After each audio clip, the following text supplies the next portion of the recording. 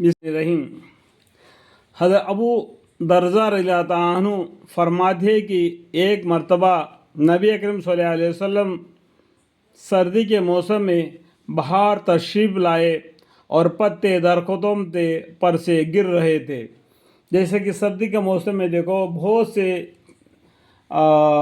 पेड़ों के पत्ते गिर जाते हैं और बाद में नया पत्ता उगता है, जिसे कि फिर दोबारा हरा भरा होता है। फिर वो पत्ता भी फिर पतझड़ के सावन बोलते हैं जिसको, सर्दी में वो पत्ते गिर जाते हैं। इसी तरह का वो सिलसिलेवार चलते रहता है। ये आपको सबको मालूम है कि पेड़ों को पत्ते गिरते रहना, कि पतझड़ उसको बोलते पतझड़ सावन।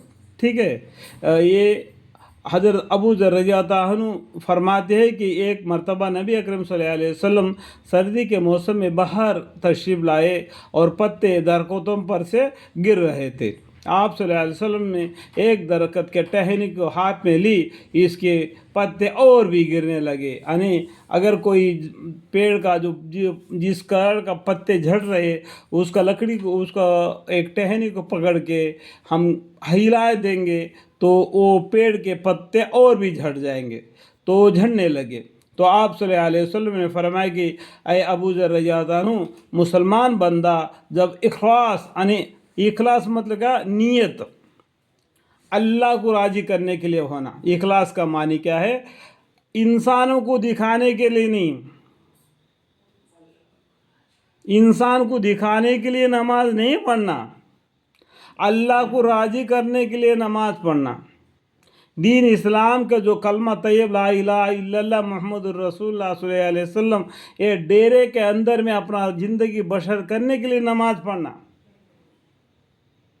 जब इखलास से अल्लाह के लिए नमाज पढ़ता है तो उसके गुनाह ऐसे ही गिरते हैं जैसा ये पत्ते दरख्त से गिर रहे हैं। अल्हम्दुलिल्लाह अल्हम्दुलिल्लाह। जो बंदा अल्लाह के सामने इखलास के साथ नमाज पढ़ता है, उसके गुनाह इस तरीके से गिरते हैं जिस तरीके से ये दरख्त के पत्ते गिर रहे हैं। फ़ायदा, सर्दी के मौसम में दरख्तों के पत्ते ऐसे कसरत से गिरते हैं, यानी पतझड़ सावन बोलते हैं। बाद दरख्तों पर एक भी पत्ता नहीं रहता, उसके बाद में दोबारा नया पत्ता निकला जाता है।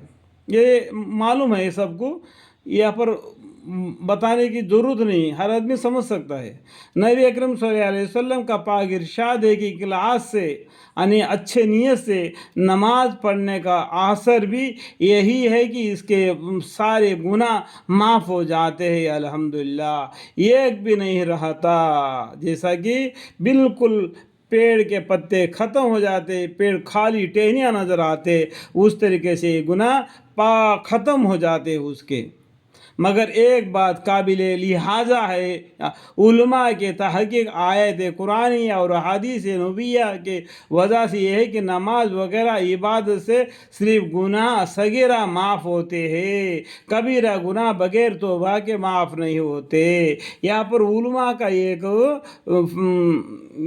फितना है, तो वो क्या बोलते हैं कि सगेरा और कबीरा गुनाह बोलते हैं। सगेरा गुनाह बोल तो छोटे गुनाह, कबीरा गुनाह बोल तो बड़े गुनाह।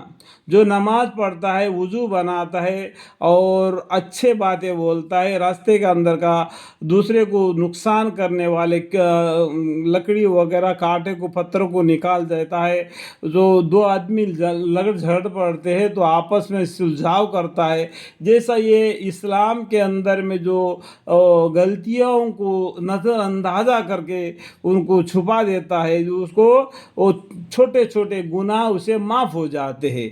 जो बड़े गुनाह होते हैं कि उसको तौबा मांग लेना खुद, या अय्युहल्लज़ीना आमनू तूबू इलल्लाहि तौबतन नसूहा।